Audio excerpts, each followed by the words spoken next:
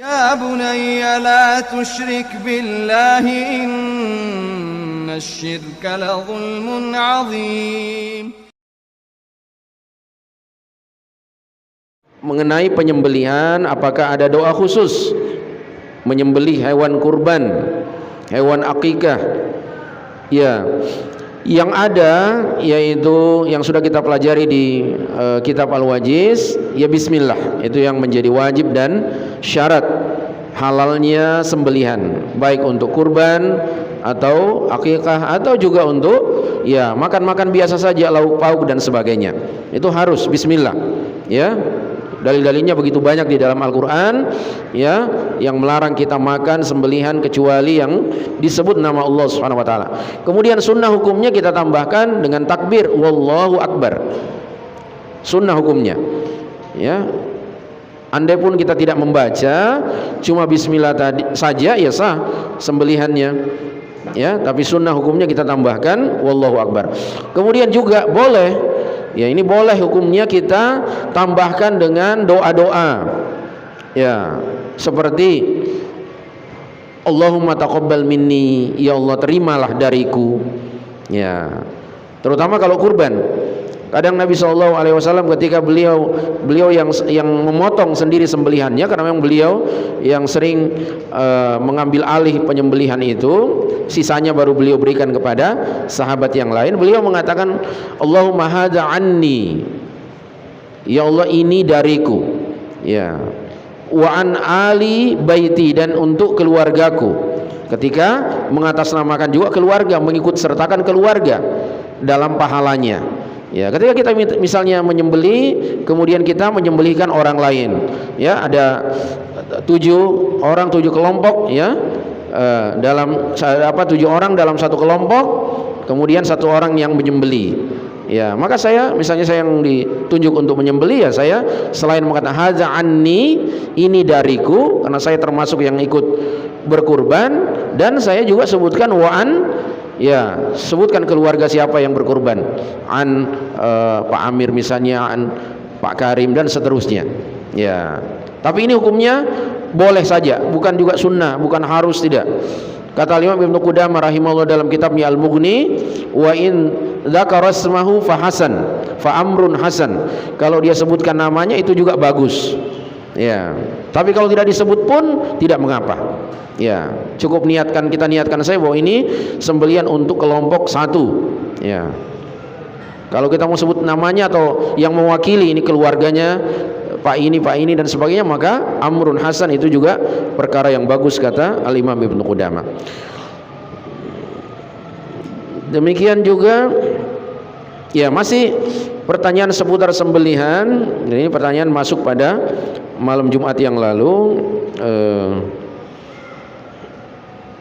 Bagaimana hukum memakan sembelihan orang yang mengundang kita pada acara syukuran mereka, misalnya syukuran naik rumah, tapi ada pak baca-bacanya yang dilengkapi dengan dupa-dupa, ya, mak baca-baca bola biasanya, ya, mak baca-baca bola, baca-baca rumah.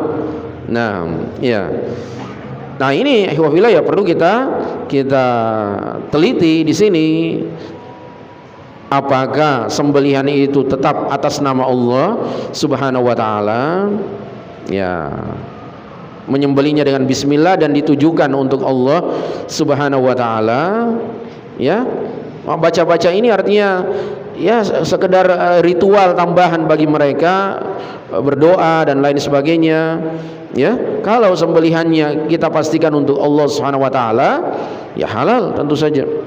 Nah, tapi ya ini memang menjadi masalah ketika ya ada dupa-dupa dan lain sebagainya, dan mungkin juga kita tidak memahami betul apa yang mereka baca. Nah ini menjadi syubhat di sini kalau dibarengi dengan baca-baca dan disertai dengan dupa-dupa. Khawatir ada keyakinan, ya, memohon yang kepada selain Allah Subhanahu wa taala untuk menjaga, melindungi rumah tersebut dan melindungi penghuninya, menyelamatkan penghuninya. Keyakinan kepada jin misalnya, ya, dianggap bisa menjaga, melindungi penghuninya, menjaga rumah. Nah, ini yang kita khawatirkan kalau terdeteksi seperti ini. ada ritual baca-baca disertai dupa-dupa yang ditujukan kepada selain Allah SWT. Kalau seperti ini bisa kita tahu backgroundnya orang yang baca-baca itu, Pak Dojanya itu, ya Pak Doja ke Pak Imam atau siapa namanya ya yang dipanggil, ya kita tahu, kita lihat backgroundnya dia bagaimana kesehariannya, apakah memang dia orang-orangnya yang menjaga tauhidnya, menjaga ibadahnya, atau memang gampangan dia dalam urusan-urusan yang seperti ini, sering dipanggil untuk acara-acara ritual-ritual begini. Nah, ini kita tentu saja bisa mengetahui bahwa ini tidak benar ini kalau ada indikasi seperti itu. Wallahu a'lam bishawab. Ya, ini lanjutannya tadi, biasa yang menyembelinya membaca basmalah tapi niatnya untuk orang yang telah meninggal. Nah, ini kalau seperti ini ya tidak boleh. Ya, berarti masuk kategori wa ma uhilla li ghairillahi bih, yang ditujukan kepada selain Allah Subhanahu wa taala. Kalau kita sudah tahu seperti ini dengan beberapa indikator tadi, ya tidak boleh tentu saja. Wallahu a'lam bishawab. Mungkin satu lagi biar selesai berkaitan dengan makanan. Mengapa jika memakan daging unta dapat membatalkan wudu? Lalu bagaimana dengan memakan daging sapi, kambing dan lain-lain? Ya, karena daging unta ini memang ada nasnya. Ya, para sahabat bertanya, ana tawadda'u min luhumil ghanam. Apakah kita berwudu dari makan daging kambing? Nabi mengatakan, la, tidak perlu. Ana tawadda'u min luhumil ibil. Apakah kita harus berwudu setelah makan daging unta? Rasulullah mengatakan, na'am, tawadda' min luhumil ibil. Iya, berwudulah kalian setelah makan daging unta. Nanti ada hadisnya, ada nasnya. Adapun hikmahnya yang dijelaskan para ulama kita, karena daging unta ini sifatnya keras. Dalam artian ya, selain teksturnya juga keras, daging unta ini juga sifat, ya, sifat karakternya itu keras. Makanya peternak unta yang didominasi di Mekah, penduduk Mekah itu orangnya juga keras-keras wataknya, dan memang terbawa itu karena kebiasaan mereka ya di lingkungan unta. Berbeda dengan penduduk Medina yang notabene mereka adalah peternak kambing, lembut-lembut orangnya. Para pedagang-pedagang di sana bisa dibedakan, beda antara yang di Mekah dengan yang di Medina. Ya, dari hal karakter, watak, sifat. Nah, itu terbawa dari hewan yang biasa dia gembalakan dan biasa bersama dengannya. Maka dari sifat keras inilah, sifat panas, ya, yang cocok untuknya adalah air yang mencairkan, mendinginkan, ya, suasana. Makanya disyariatkan untuk berwudu. Wallahu a'lamu bishawab.